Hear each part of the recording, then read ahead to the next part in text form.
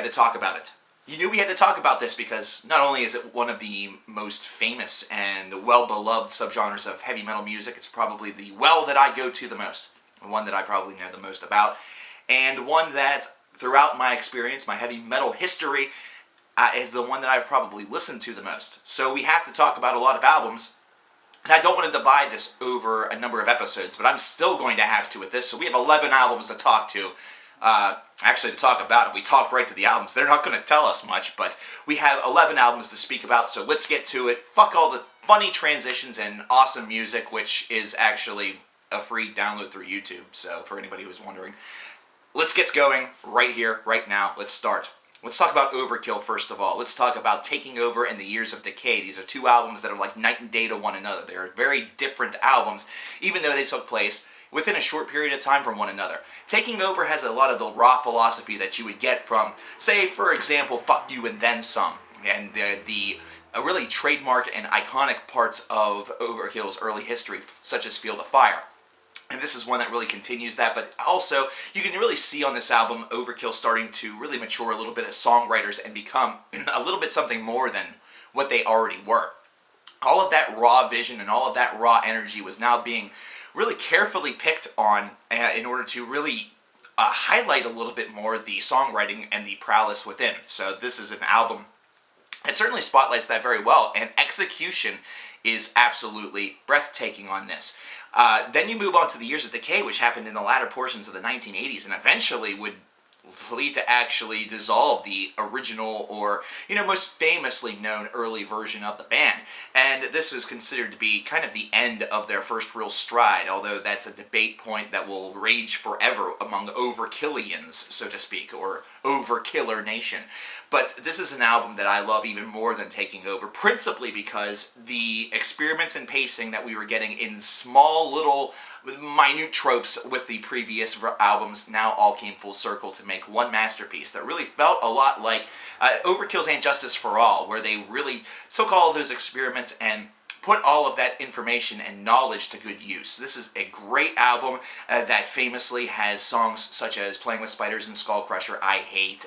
We also have the title track itself, The Years of Decay, which is an absolutely phenomenal track in and of itself. It's a great album from inception to the final moments. It's certainly one that is worth your examination, but I caution you, people who are very used to their earliest versions of Feel the Fire and Taking Over really love those albums, sometimes can struggle with this album a bit, only because it is a bit of a direction shift, but it is one that is so rewarding once you give it that chance. Next up, we need to talk about a band, Heathen, from the late 80s and early 1990s. Their album, Victims of Deception, specifically. This is their second album. It was a very successful disc, and unfortunately, it was their last album for quite a long time. This is a band that really had the unfortunate outcome of coming into real favor whenever thrash metal and glam metal was just about going out of style, and grunge was effectively moving in to take the next couple of years by the balls. So we have Victims of Deception, which sold very well. It sold about 250,000 copies, but it also ended up to ultimately kill the band for about 13 to 14 years. They did release a 2000s era album. However, this is also a disc that showcased what the second tier of thrash metal, the second wave of thrash metal, or some people even go so far as to call it the third, what they really had in their arsenal. This is another album that reminds me a lot of And Justice for All, with the pacing and the structure and the way in which it's really concocted. There's a lot of precision whenever it comes to the songwriting and the execution here. I love songs such as Prisoners of Fate because it's almost like a thrash metal band decides to, just go off course and write something that's similar to a ballad. It reminds me a lot of Escape from Within by Flotsam Jetsam, or even Fade to Black by Metallica, maybe even In My Darkest Hour by Megadeth, just to name a couple of really kind of famous songs of this variety.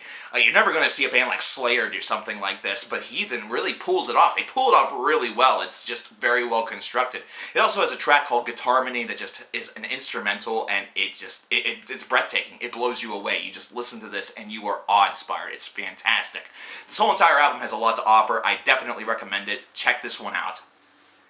We move on to Defiance with their album Void Terra Firma. This is an Oakland, California-based product, and this is considered to be really their highlight, the highlight of their career, a classic album, one that you absolutely need to hear. There's a cover of Killers right in the middle of this disc from Iron Maiden.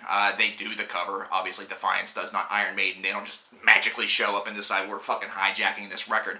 But it's a very great cover, and the whole entire album, it's very technically precise thrash metal, so this is an example where you can see the hybriding really starting to take place within thrash metal to expand it a little bit more than what it already was. This is something that we saw happening earlier than that, whenever we saw thrash kind of expand into the darker realm and really lead to eventually death metal and things of that variety, but this was something that was happening within the genre that was very closely knit to the genre. This is a great disc too. It's one that is kind of hard to find, so if you have the pleasure of owning it or have the pleasure of getting your hands on it, I certainly highly recommend it.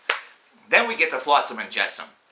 We get to a band that I just mentioned when talking about Heathen. We talk about 3 albums from this band. We need to, because their first trio of albums, I feel, are absolutely essential listening. Doomsday for the Deceiver is almost, it's its own legend because of Jason Newsted's involvement, but it's also the fact that it's a fucking awesome album.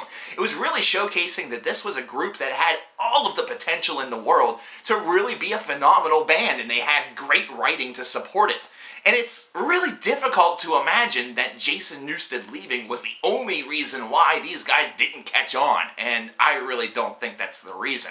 We take a look at albums such as No Place for Disgrace, which directly followed Doomsday for the Deceiver, and When the Storm Comes Down, which was their 3rd disc, and you start to realize that these guys have great writing.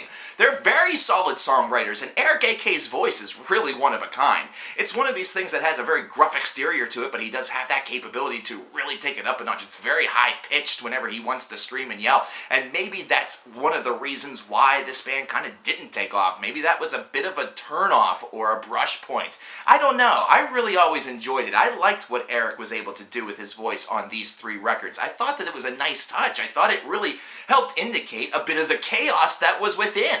This is a trio of albums that list among their ranks tons of classics, so you absolutely need to scope out these 3 albums at least once and realize that this is a group that many people here in 2015 tend to kind of look away from or don't even examine at all. I remember I examined this band back whenever I first got into Metallica, since it was where Jason Newsted came from, and was pleasantly surprised that they were not only still around, but I still thought they would kick ass. Albums later on, such as A Natural Selection, are really these are like shining gems that a lot of people have passed over on, and many people have said they just really don't like. I loved them, so maybe it's just me. Maybe I'm the weird one. Then we talk about Slayer, and Slayer is a band that could easily get a discography review very, very soon. We don't know yet, but we're going to talk about Show No Mercy. Everybody would expect Rain and Blood. I talk about Show No Mercy principally because, holy motherfuck, if you want an early thrash album, Show No Mercy. This really embodies the chaos and the absolute confusion that thrash metal was really meant to elicit out of somebody. This is a great album based around the fact that all of the speed, all of the just sheer tornado of chaos and confusion that really spirals within this album all has a point, and it's damn impressive. The shredding is one of a kind. This is really a band that, whenever it comes to shredding in their earliest versions, whenever we talk about the early 80s up to about, 93 or so, was truly on a level of their own. It really was that tight. It was that well executed. Not sure what's happened since. Really don't know. Show No Mercy is a legendary album that many people pass over when looking for a Slayer disc because Rain and Blood gets talked about all the time. And while Rain and Blood is a terrific album, it's wonderful, Show No Mercy to me is just that much better. Sodom. Just the name. I know. Everyone thinks of sodomy or sodomy or, you know, whatever. Agent Orange and their self-titled disc. We're talking 2 different decades, 2 different eras. Agent Orange is a classic. It's a bona fide 100% thrash metal classic, and it was one that was released in the right at that same period of time where metal was starting to fade out and grunge was in the public eye here in America. So I think a lot of people really missed out on Agent Orange unless they were already metal fans, they were already thrash metal maniacs, and they knew that it was coming out. So those lucky few were the ones that were able to experience Agent Orange and really worship Agent Orange and really carry the torch of the legend of Agent Orange. But whenever you listen to it, even here in 2015, you recognize that these guys are just a phenomenal purveyor of thrash metal, and they have been for decades. But then we get to Sodom. We get to their self-titled album, which just was released, I believe, in 2006. And this disc is a little bit different. It doesn't have quite that same chaos that really comes with Agent Orange. It really doesn't have that same focus. It's instead one that has a little bit more groove to it. But man, this album is damn good from very first track all the way to the end. It's just got this really powerful consistency to it, this bow, bow, bow, bow, bow consistency to it. And this has been happening ever since. Ever since they have come back, Sodom has just been a group that has been really releasing these kind of underappreciated gems within the metal universe. And it's kind of criminal, the fact that these guys are putting out bona fide classics once again, and a lot of people are kind of just brushing them aside. I understand that there's a generation gap. I understand we now have bands such as Warbringer and Municipal Waste in order to really satisfy our frenzy, and they're early in their career, so that frenzy is fresh, you know, it's fresh, it's cool, it's vogue. But you have to remember some of the places and some of the people that have come before you that really are great purveyors of this music. If you love Creator, you're going to love Sodom. Check these two albums out. But finally, we get to our main event.